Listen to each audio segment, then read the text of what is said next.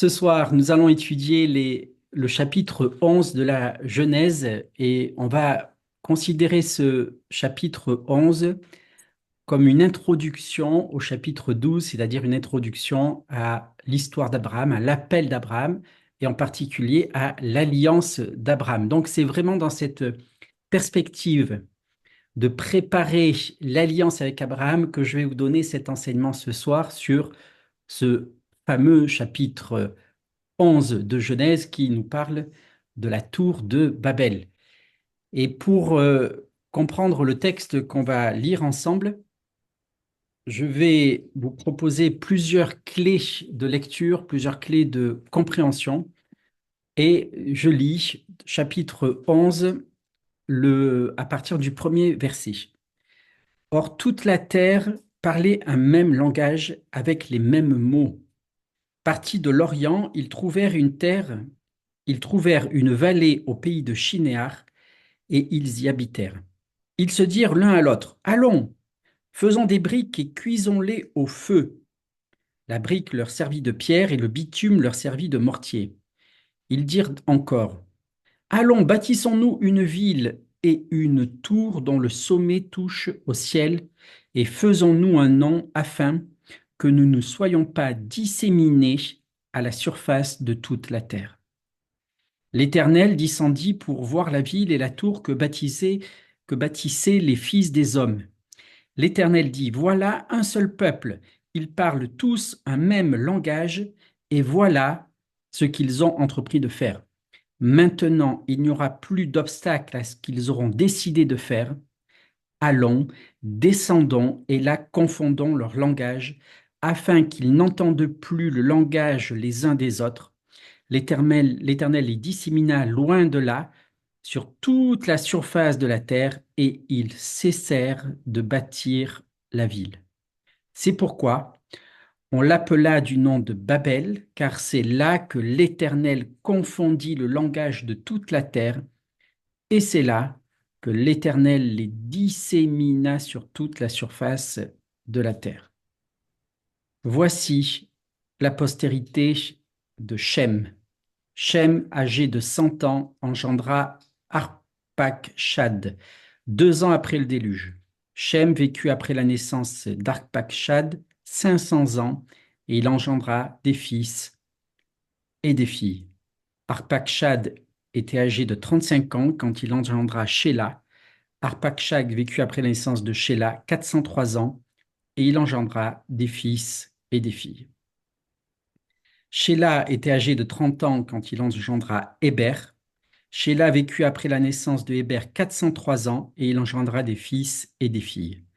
Héber était âgé de 34 ans, engendra Péleg. Héber vécut après la naissance de Péleg 430 ans, et il engendra des fils et des filles. Péleg, âgé de 30 ans, engendra Réoui. Péleg vécut après la naissance de Réou, 209 ans, et il engendra des fils et des filles. Et puis je termine verset 26, on termine avec Téra, âgé de 70 ans, engendra Abraham, Nahor et Haran. Je vous ai fait une lecture de cette généalogie qui suit le récit de la tour de Babel, et un- c'est à dessein que je l'ai fait parce que une des clés importantes pour comprendre ce passage de Genèse 11 concernant cette construction de la tour de Babel est de s'intéresser en fait à la généalogie de Shem. Or, dans la Bible, c'est déjà la deuxième généalogie, c'est déjà la deuxième fois qu'on nous présente toute la descendance de Shem. La première table généalogique concernant Shem se trouve en fait au chapitre précédent, au chapitre 10. On regarde ensemble chapitre 10, le verset 21. Il naquit aussi des fils à Shem, père de tous les fils de Héber et frère de Japheth l'aîné. Les fils de Shem furent Élam, Assur, Arpachshad, Loud et Aram, et ainsi de suite. Donc, première généalogie et descendance de Shem dans ce chapitre 10, et deuxième généalogie dans ce chapitre 11.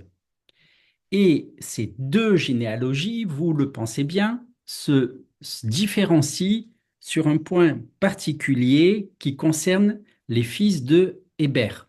La généalogie de Shem en Genèse 10 eh bien, passe par quelqu'un qu'on appelle Yoktan, c'est au verset 25. Je lis le verset 25. Il naquit à Héber deux fils. Le nom de l'un était Pélec, parce que de son temps, la terre fut partagée. La terre fut partagée, c'est-à-dire c'est le moment où, de son temps, c'est quand la terre a été partagée entre tous les hommes, c'est-à-dire à la suite de la tour de Babel. Et le nom de son frère était Yoktan. Et ensuite, au verset 26, on continue, Yoktan engendra Almodad, et ainsi de suite. Cette généalogie de Shem, cette descendance de Shem par Yoktan, eh bien, se termine par la mention que cette descendance habite en direction de l'Orient. C'est au verset 30, le verset 29, tous ceux-là furent fils de Yoktan, ils habitèrent depuis Mécha du côté de Séphar jusqu'aux montagnes de l'Orient. Alors, il y a bien sûr beaucoup de discussions pour localiser ces montagnes, pour localiser ces contrées, mais ce qui est important ici de noter, c'est que ce sont des montagnes qui sont à l'Orient, qui sont à l'Est. Et depuis la chute de l'homme, depuis que l'homme s'est rebellé contre Dieu, eh bien, les pas de l'homme ne cessent de se diriger vers l'Est. L'homme qui est en rébellion avec Dieu se dirige du côté de l'Est, du côté de l'Orient. J'en viens à la généalogie et à la descendance de Shem qui se trouve au chapitre 11, celle que j'ai lue, et qui passe par Pélec. Elle se termine, cette généalogie, par la mention des enfants de Terah, Abraham, Nahor et Haran. Et on a ici en fait deux généalogies.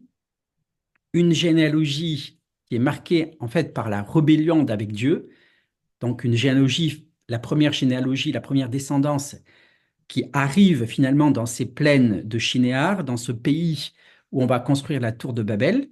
Et puis l'autre descendance de Shem, qui se termine par Abraham, Nahor et Haran, et c'est-à-dire par les personnes qui vont porter la promesse de la rédemption.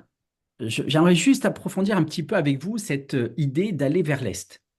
Parce que une clé importante pour comprendre ce passage de Genèse 11, eh bien, c'est la mention qui se rencontre au tout début de notre chapitre de ces hommes qui partent de l'Orient, qui partent de l'Orient et qui se dirigent encore plus vers l'Orient, qui se dirigent en direction de l'Est. Et donc, depuis le début du récit de la Genèse, aller vers l'Est, c'est s'éloigner de la présence de Dieu. Je vais prendre quelques exemples. Le premier, c'est l'exemple de Adam et Ève. C'est dans le chapitre 3 de la Genèse. On va lire un verset, le verset 24.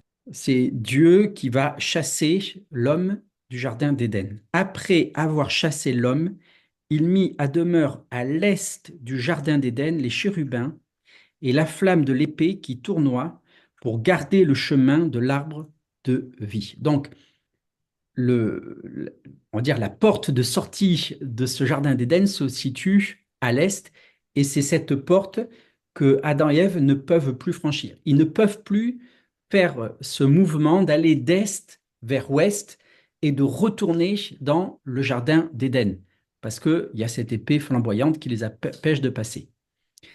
On a aussi leur fils, Caïn, chapitre 4 de Genèse et au verset 16.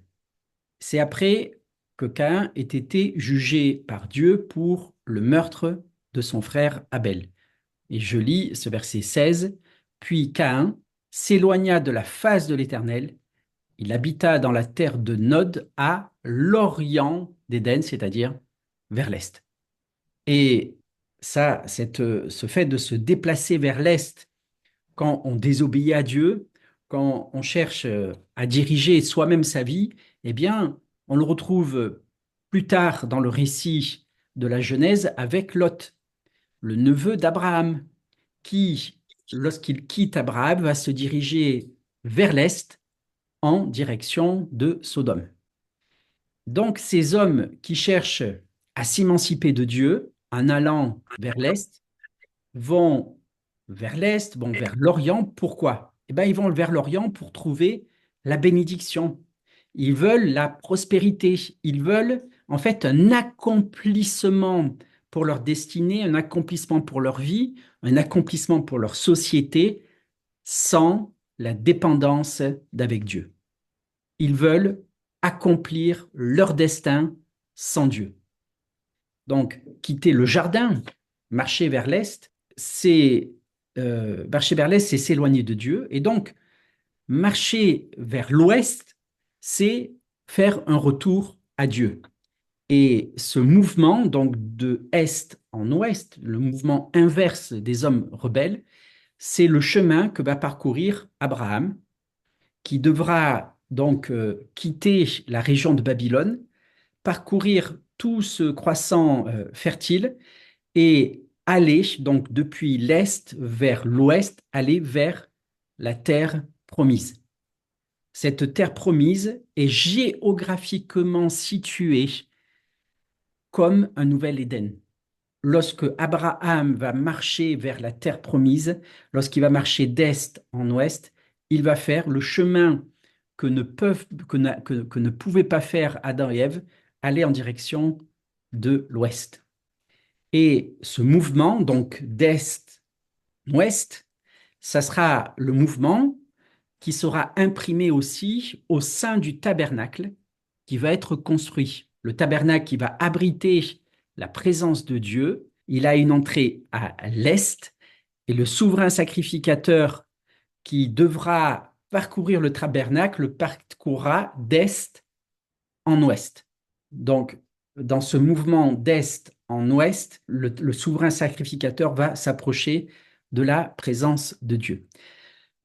Cela pour dire que Dieu, lorsqu'il amène le salut dans l'humanité, c'est un salut qui est en lien avec une géographie, qui est en lien avec un espace, qui est en lien en fait avec une incarnation. On se déplace vers un pays, on vient habiter un pays, on vient se rapprocher de Dieu en déménageant, en quittant une société pour aller dans le monde que Dieu a préparé, entouré de la famille que Dieu a voulu. Alors, je voudrais voir avec vous quelques mots-clés importants concernant notre passage. On va regarder d'abord le fait de se faire un nom. Alors, c'est très intéressant, tout d'abord, de voir que notre récit de Babel, dont l'ambition est de se faire un nom, est encadré par ces deux généalogies que j'ai mentionnées, les deux généalogies de Shem, qui veut dire le nom. Donc, on a une généalogie dans Genèse 10, la généalogie de celui qui s'appelle le nom, Shem, c'est son nom. Son nom signifie le nom. On a au centre Babel qui veut se faire un nom, et puis à nouveau une autre généalogie, et puis qui se termine par un nom, la mention du nom d'Abraham, ou d'Abram pour l'instant dans notre texte. Se faire un nom, eh bien, c'est la raison qui va motiver les hommes à construire la tour de Babel et la ville qui est autour de cette tour. Ils veulent, nous dit le texte, se faire un nom pour eux-mêmes. Qu'est-ce que ça veut dire, se faire un nom? C'est d'abord l'expression de la volonté de s'affranchir de Dieu. Parce que nommer quelque chose, c'est avoir l'autorité sur la chose nommée. Et les hommes, que veulent-ils faire? Ils veulent contrôler leur propre destinée sans soumettre leur vie à Dieu. On a cette expression dans le Nouveau Testament, dans le livre de la Révélation de Jean, au vainqueur, je donnerai un nom nouveau que nul ne connaît si ce n'est celui qui le reçoit. Qu'est-ce que ça veut dire? Ça veut dire que le vainqueur va recevoir un nom qu'il ne, qui ne pourra pas être nommé par d'autres. Alors vous allez me dire, mais c'est compliqué pour communiquer. Mais ça veut dire que celui qui reçoit ce nom reçoit en fait la capacité reçoit une autorité en fait, et une capacité de vivre sa vie selon Dieu, de vivre sa vie non dans la dépendance des hommes, non dans la dépendance d'une désignation que d'autres auraient, mais simplement un nom que Dieu donne, c'est-à-dire une destinée que Dieu va donner, une indépendance, une autonomie plutôt que Dieu va donner. Et donc ici, les hommes veulent être autonomes, mais autonomes sans Dieu. Et donc Dieu va faire une chose, c'est qu'il va confondre leur langage. Ce dimanche, j'ai eu la présentation dans l'église où j'étais d'un ministère qui travaille à la traduction en langue des signes. Alors j'ai appris qu'on doit bien dire langue des signes, non pas langage des signes. Et très surprenant, cette langue des signes n'est pas universelle.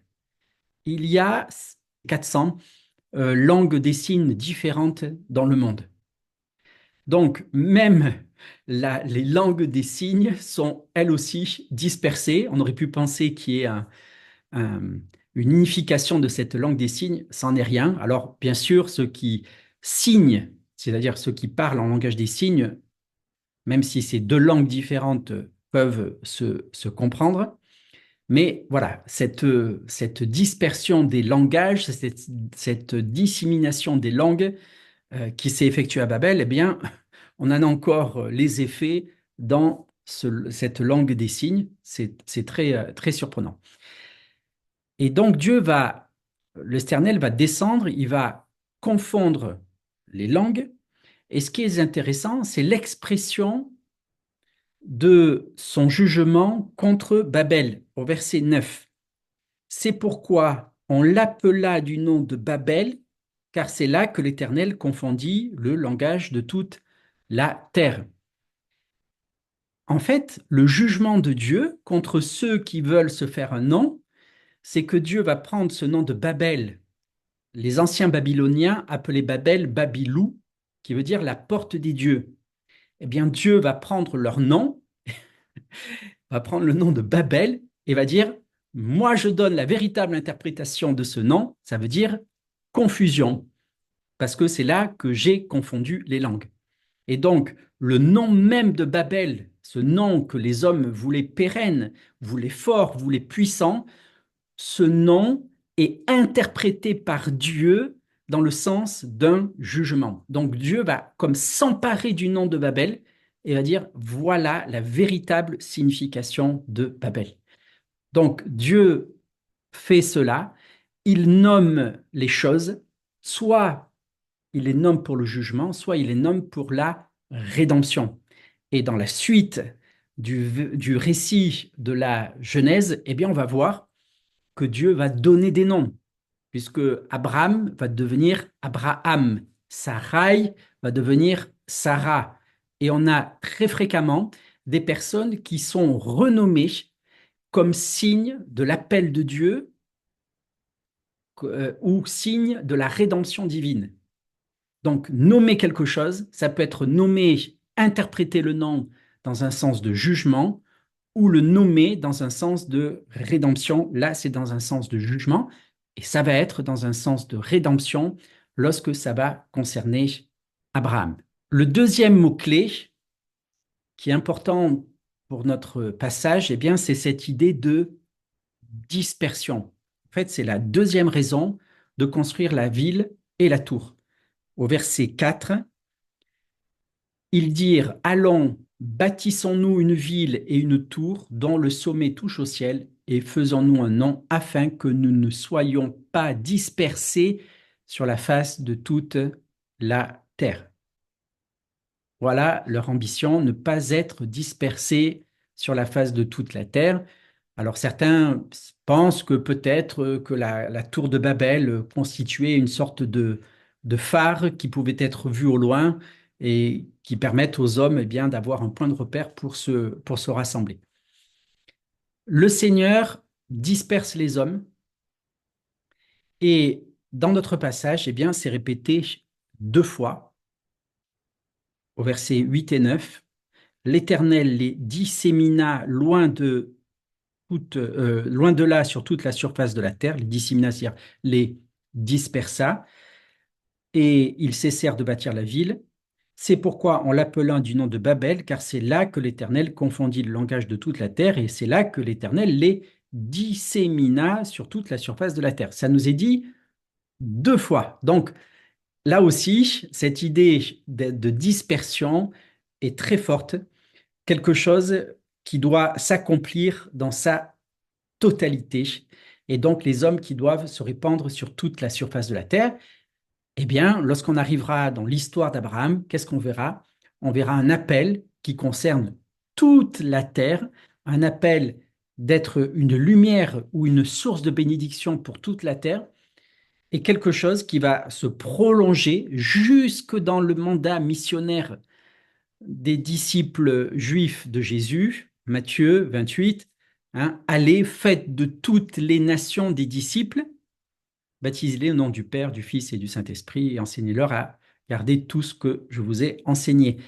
Et donc, cette idée de dispersion, dans un sens négatif, va se tourner dans un sens positif avec Abraham.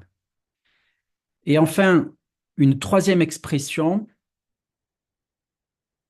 sur laquelle on va s'arrêter, c'est cette expression toute la terre. Au tout début de notre passage, or, toute la terre parlait un même langage. Toute la terre signifie toute l'humanité. Et donc, c'est important de voir que ici, il ne s'agit pas d'une rébellion localisée à un petit nombre de personnes ou à un peuple en particulier, mais il s'agit d'un projet de rébellion pour toute l'humanité. Et les conséquences de cet épisode concernent elles aussi l'humanité dans sa totalité. Et ça, c'est important parce que c'est à l'humanité que Dieu va répondre. Il va répondre d'abord par la confusion des langues, mais aussi il va répondre à ce projet universel, il va répondre par l'appel d'Abraham. Et au travers d'Abraham, il va préparer un plan, un projet de salut pour toutes les nations. La réponse que Dieu va donner au travers d'Abraham est une réponse universelle. Bien qu'il s'agisse d'une personne, c'est un appel qui a pour but la bénédiction de toutes les nations. Alors au début de l'humanité, au début de notre histoire, les hommes étaient unis, hein, comme un seul peuple, ils avaient une même langue, ils vivaient dans le même pays, et leur plan était que les choses restent ainsi. Mais Dieu va répondre au projet de l'humanité par un contre-projet, par un contre-plan. Et depuis le début, eh bien, nous avons deux projets, un projet divin et un projet humain. Et il y a tension entre ces deux projets. Ils vont dans deux directions opposées.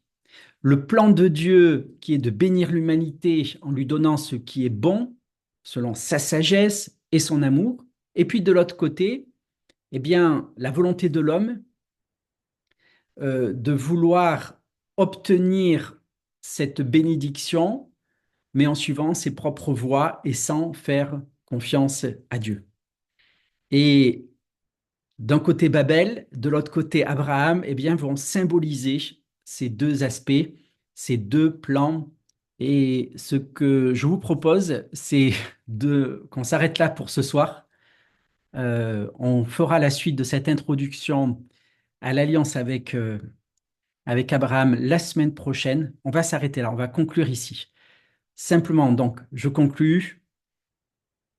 Dans ce passage, nous voyons que Dieu ne se satisfait pas d'hommes qui marchent dans la rébellion contre lui, qui vont contre lui. Il pourrait valider cette rébellion, mais il choisit délibérément de disperser les hommes, de confondre le langage, d'empêcher la réalisation de leurs projets. C'est un jugement, mais c'est aussi une mesure de grâce, parce que rendus sans force, les hommes vont peu à peu marcher dans les ténèbres. Rendus confus, ils vont s'avancer jusqu'à trouver la lumière, la rédemption dans le Messie qui va naître de la descendance d'Abraham, d'Isaac et de Jacob. Et c'est bien par le Messie, par sa mort et sa résurrection, que ces hommes depuis Babel jusqu'à aujourd'hui vont être sauvés, pardonnés par Dieu qui nous aime, qui nous chérit et qui, bien heureusement, ne considère pas simplement notre rébellion, mais agit selon son amour, selon sa sagesse, selon sa décision. Son nom est béni. Amen.